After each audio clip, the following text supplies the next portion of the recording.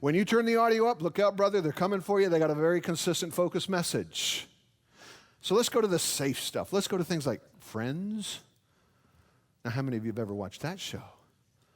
How many have ever watched it? Let me see a show of hands here.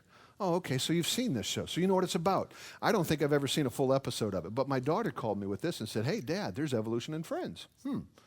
So I went and found it. I couldn't get the video clip, unfortunately, because I'm not going to pay $50 for it. But I'll read the transcript to you. I don't know, it's just, monkeys, Darwin. It's a nice story. I just think it's a little too easy. This is the one where Heckles dies. Too easy. The process of every living thing on this planet evolving over millions of years from single-celled organisms is too easy? Yeah, I just don't buy it. Excuse me, evolution is not for you to buy, Phoebe. Evolution is scientific fact, like the air we breathe, like gravity. Isn't that interesting? You don't think there's a message in there? You don't think that's influencing? It is influencing. Oh, we got to go through the commercials, though, as we watch TV. I mean, you got to run into commercials, too. Evolution in a beer commercial? Watch this one.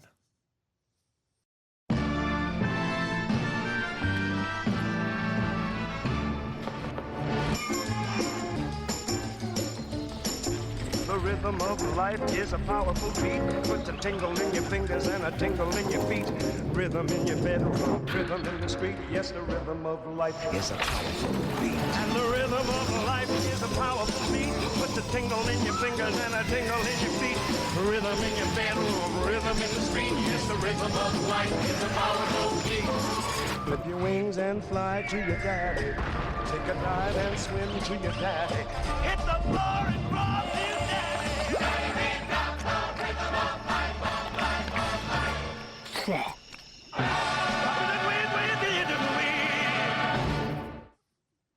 You don't think there's a message in there? Okay, let's get back to TV. Let's go to CSI. How many of you have ever watched CSI?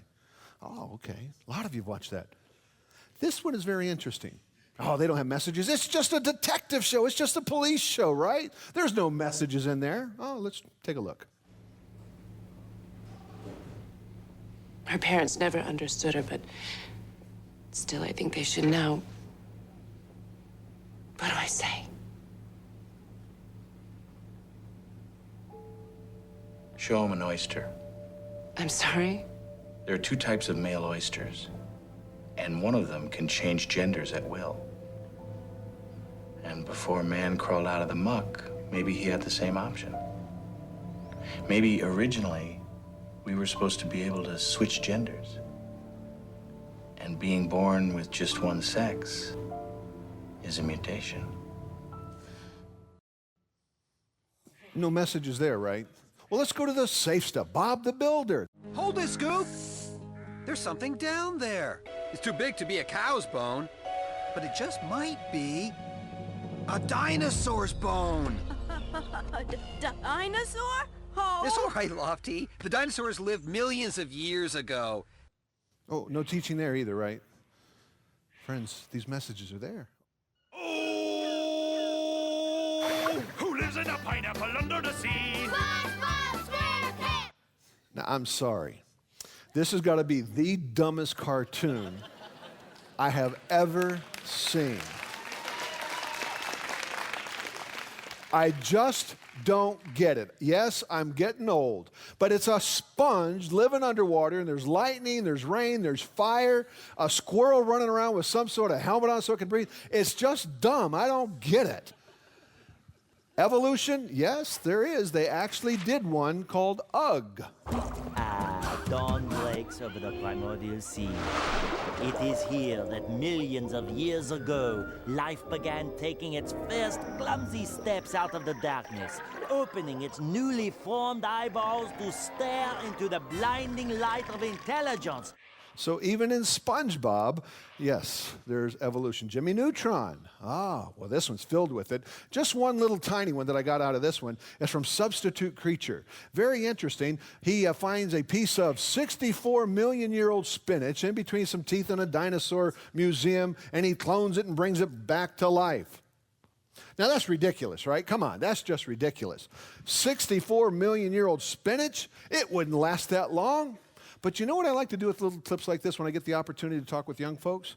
Now, we would say that's ridiculous. There's no way spinach could last 64 million years old. But you know what they found? They've actually found tissue, dinosaur tissue. They've actually found dinosaur blood cells, blood vessels, supposedly 70 million years old. And the scientists, they have no problem with that. Do you think that that tissue, those blood cells and those blood vessels could last 70 million years? There's no way. And you read what they write. Oh, there must be some method out there that saves this stuff for millions of years that we just don't know about. How about it's not 70 million years old?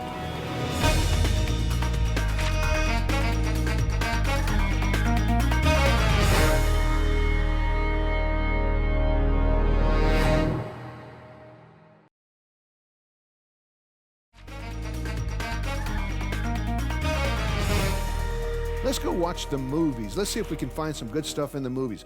Tell me if you know what this movie is here. In the beginning, God created the heaven and the earth. And the earth was without form and void. This was one of my all-time favorite movies as a young man. Now, why in the world would you start a science fiction movie off with in the beginning God, then Big Bang, and then you get to the creature from the Black Lagoon? You know what? It's very interesting to see when you watch some of the older films. Science fiction is a bridge. I believe that it's a bridge. You do not get from there is a God to there is no God just like that most of the time. Something has to happen. There has to be a bridge. So what does evolution come along and do? Oh, you can believe in God. He just used evolution. He just directed the Big Bang. What's a creature from the Black Lagoon all alike? How's it fit into evolution?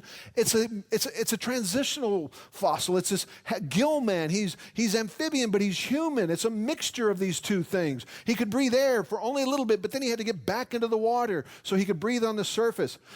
It's just this mixture. You know what they're trying to tell you? It evolved, but then it didn't change for 150 million years. That sort of a thing.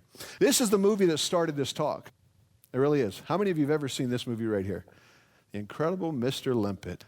This was a really good movie to me because as a young person, I loved it. And then I remember when my children were, I'd say they were probably 12 or 13. I remember finding the movie in the store and taking it home and saying, man, we're going to have a family night. We're going to pop the movie in and watch this movie. Family night.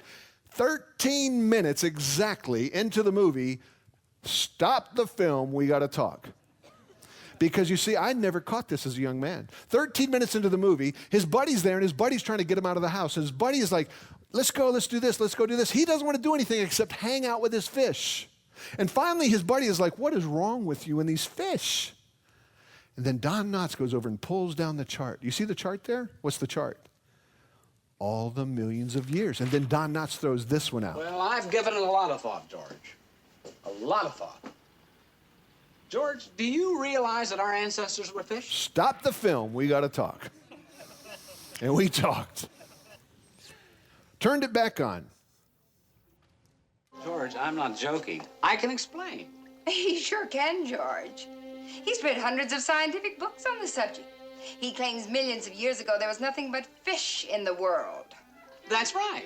And then, you see, some of those ancient creatures, they became amphibians. And they crawled out on the land, you see.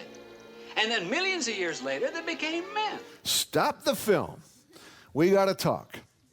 It actually got to the point where my children said to me, Dad, you're no fun. We don't want to watch movies with you anymore.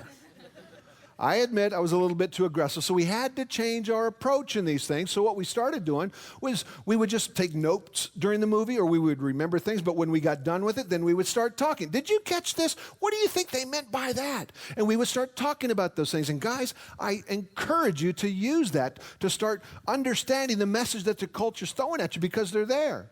Well, they finally get Don Knotts out of the house, and they get him down to Coney Island, and he's standing on this pier, and he's got a book with him. That the first section of this movie, he's carried this book with him everywhere he's gone. You see the title of the book? The Theory of Reverse Evolution. And then Don Knotts prays, well, he wishes.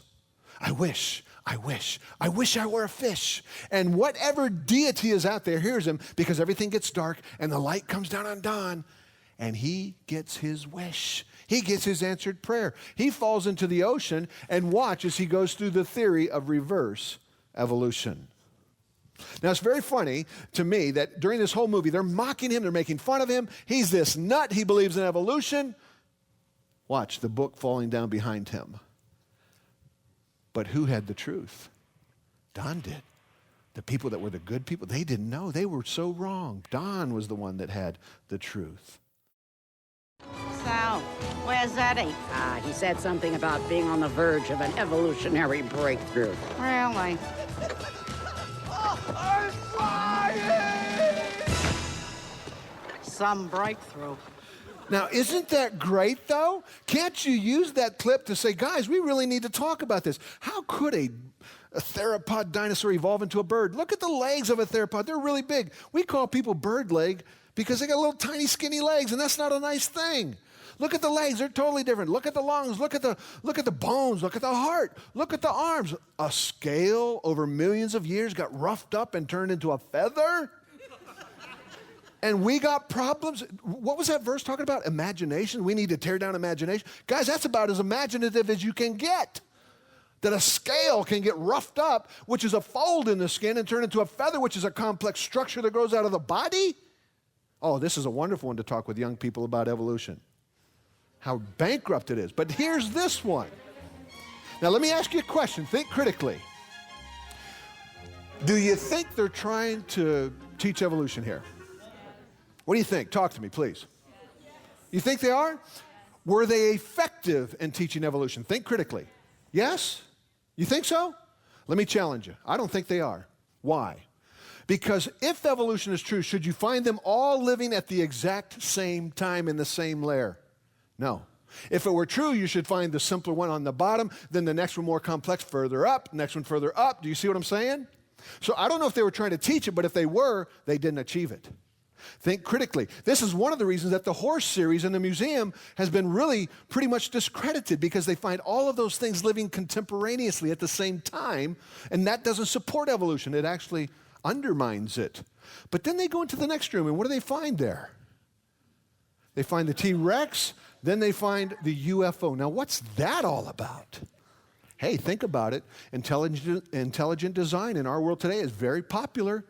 And you listen to the leading proponents of intelligent design, and they will tell you, I've got it on tape, where, oh yeah, we think, God is a good candidate to be the designer, but if it's not God, who is it? Well, it could be something exotic like space aliens. So the aliens were here before bringing life. Be careful with the intelligent design stuff, friends, because unless you name the name, a designer's not going to get you into heaven. Jesus Christ. At the name of Jesus, every knee shall bow and tongue confess. So be careful with that. There's some other things in there, but how about this one? Lilo and Stitch. How many of y'all saw this? Now, come on. I know, yeah, a lot of you. Watch this. This is blatant. This is blatant. Can we not simply destroy the island? No! Crazy head? The mosquito's food of choice, primitive humanoid life forms have colonies all over that planet. Are they intelligent? No, but they're very delicate. In fact, every time an asteroid strikes their planet, they have to begin life all over. Ooh. Now, how many hands saw it? How many caught it? See, here's the point. What I'm trying to submit to you is this, is that we as Christians, we get so used to hearing this message that it's just the way that it is. Everybody knows it's true. It's a fact. And we get used to it, just like we get moved from the plane into the city walls. Slowly, gradually, we start reflecting the world's wisdom instead of the word's wisdom.